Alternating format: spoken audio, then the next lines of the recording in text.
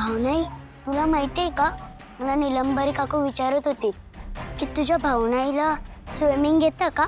मला सांग, भावनाईला पोहता येतं का ग?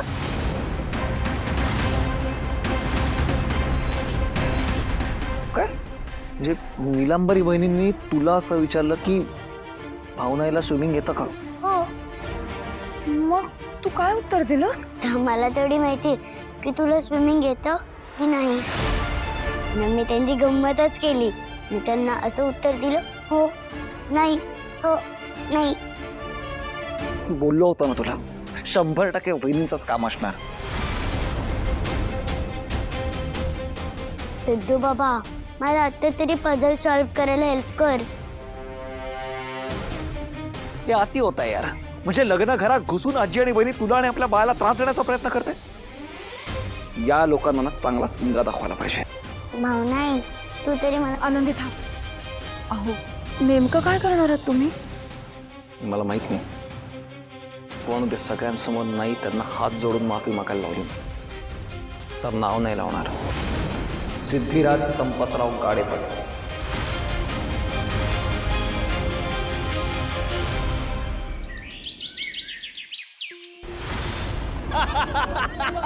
चला, सगळ्यांसाठी गरमागरम फक्कड चहा आलेला. क्या बात है, चहा. फार जाम काम केलं तू. वा. बरं जानू, मी काय म्हणते, ऐक जरा, काल आईने तुला सूट दिली आहे उखाणे घ्यायची, पण आता परत सूट नाही मिळणार आहे तुम्हाला. आता तर खूप उखाणे घ्यावे लागतील. सवालच नाही. एक मिनिट भावनाताई, असे किती उखाणे घ्यायचेत आम्ही? सांगते, हे बघ, म्हणजे लग्न लागल्यावर एक, मग जेवताना एक, मग पाठवणी करतानाचा एक, मग गृहप्रवेशाचा एक, आणि जेव्हा जेव्हा नातेवाईक सांगतील उखाणा घ्या, तेव्हा तेव्हा प्रत्येक वेळी घ्यावा लागतो उखाणा. बरोबर. अरे यार, आता आम्ही लग्न एन्जॉय करायचं की उखाणे पाठ करत बसायची आई? जानू थांब, आपण तो उखाणा रिपीट केला तर नाही चालणार का? अरे असं नसतं, प्रत्येक वेळी वेगवेगळा उखाणा घ्यायचा. बरोबर. अरे तुम्ही दोघं काय एवढे टेन्शन घेताय मी असताना? तुम्हाला हवे तेवढे उखाणे देईन मी, घाबरू नका. हा, क्या बात है. नाही, तुम्हाला सांगतो, आपले बाबा ना उखाण्यांमध्ये जाम एक्सपर्ट आहे. अरे हो, पण हरीश दादा, उखाणे तर आम्हालाच पाठ करावे लागणार आहेत ना. इट्स ओके जानू, डोंट वरी. म्हणजे आपल्या गृहप्रवेशाच्या वेळी तुला कोणताही उखाणा घ्यायची गरज नाहीये. बाकी तर कोणीच नसणार आहे ना. तुझ्या घरी कोणी नाही, मग आम्ही सगळे येऊ ना, हो की नाही? येऊ की नाही रे? हा, आणि तसंही जान्हवीचे पाठीराखे म्हणून कोणतरी पाहिजेच. अगदी बरोबर बोलतायत सिद्धिराज. इकडचे सगळे कार्यक्रम झाले की आम्ही तिकडचे कार्यक्रम करायला येऊ. मी काय म्हणते, आपण सगळे ना तसंही जानूकडून आहोत. जयंतच्या घरी मोठं तसं कोणीच नाहीये ना, मग आपण अर्धी माणसं त्याच्या टीम मध्ये जॉईन होऊया का? म्हणजे त्याची एक टीम तयार करूया का?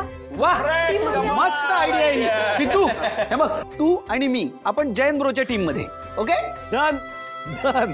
मी काही अजिबात टीम बदलणार नाहीये. मी तर बाबा जानूच्या टीम मध्ये, आणि आई पण. मी आणि वेंकी दादा जानूच्या टीम मध्ये. ठीक आहे का? ठीक आहे, चालेल चालेल. आणि आई पण, आई पण. त्याच्या टीम मध्ये. ठीक आहे. आणि मी सिद्धूच्या टीम मध्ये.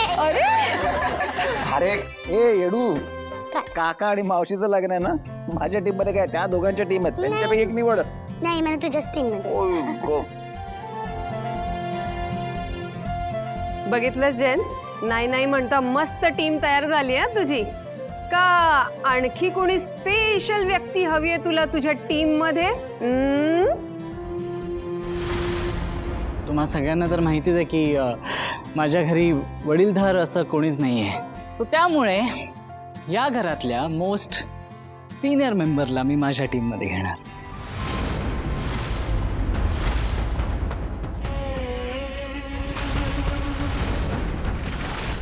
बरं विश्वा, तू माझ्याच टीम मध्ये असणार आहेस ना, की जयंत सरांना मस्का मारण्यासाठी त्यांच्या टीम मध्ये जाणार आहेस? नाही जानू,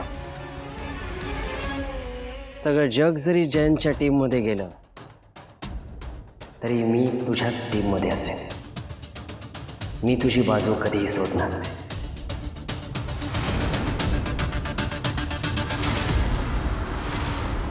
बरं चला आता टीम्स तर पडल्या, पण ऍक्टिव्हिटीज प्लॅन करायला हव्यात ना. तसंही थोड्या वेळात मेहंदीचा कार्यक्रम सुरू होणार आहे आणि मला खूप धमाल करायची आहे. हो हो हो, धमाल वगैरे सगळं कर, पण हे बघ मेहंदी काढणार आहेस, तुझी सगळी कामं आधी उरकून घे. नंतर म्हणशील मला हे हवंय ते हवंय.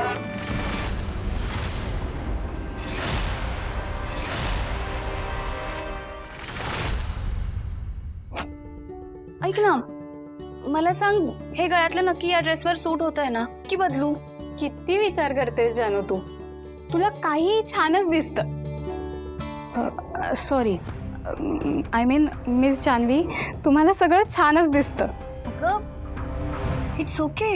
तसेही आपण सेम एजचे आहोत, त्यात आता आपण एकमेकांना ओळखायला पण लागलोय.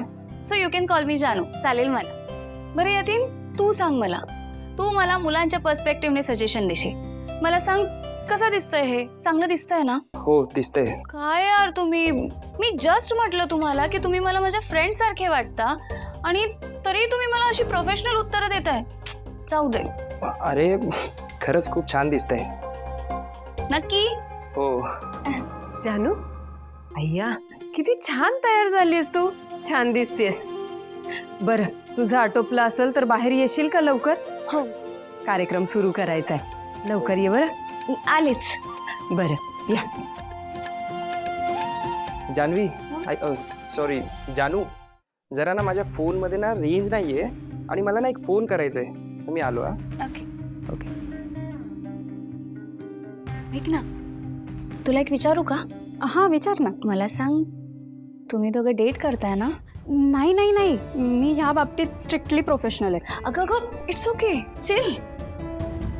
मी आपलं असंच विचारलं.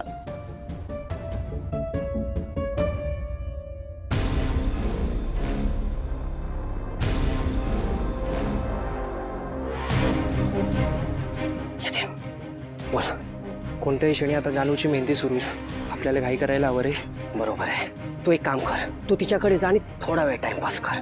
तसं तरी मेहंदी काढायला घेतली तर ती आपला फोन बघणार नाही. तोपर्यंत मी जो आपल्याला हवाय तो मेसेज टाईप करून तिला पाठवतो. बट जस्ट मेक शुअर की तो मेसेज ती वाचेल. ओके.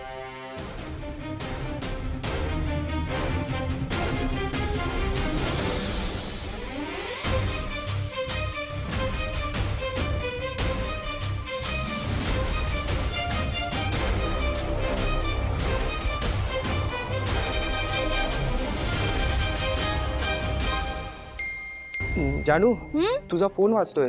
अरे वाजू दे, मेसेजेस येत आहेत मला. बरोबर आहे. आता यावेळी जयंत सरांशिवाय दुसरं कोण मेसेज करणार आहे?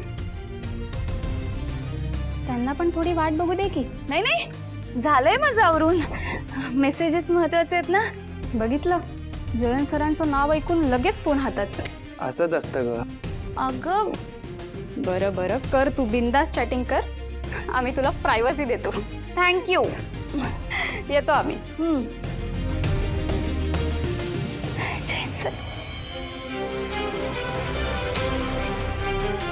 मॅडम, मी जयंत सरांसाठी काम करायचो. तुम्हाला लई महत्त्वाची गोष्ट सांगायची.